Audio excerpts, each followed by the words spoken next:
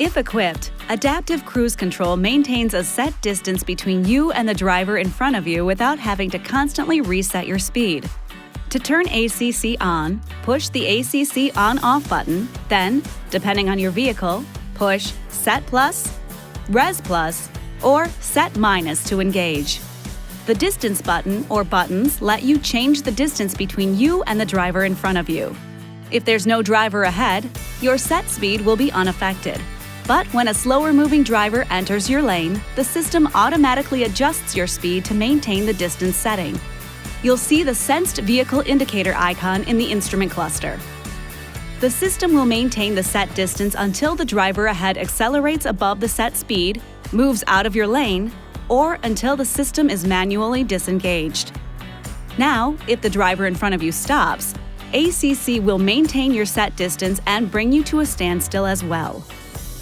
If that driver starts moving again within 2 seconds, you'll resume motion without the need for driver interaction. After 2 seconds, driver intervention will be required. If your vehicle has ACC with stop and you're at a standstill for more than 2 seconds, the vehicle will release the brakes and cancel the feature. If your vehicle has ACC with stop and go, you'll have to tap the accelerator pedal or hit the resume button on your steering wheel to start moving again after 2 seconds. If the driver in front does not start moving for an extended period of time, the system will cancel. The electric park brake will engage, and driver intervention will be required. And please note, ACC may not stop you if you approach an already stopped vehicle.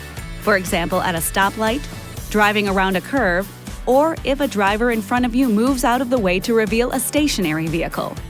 Remember, ACC has limited braking ability.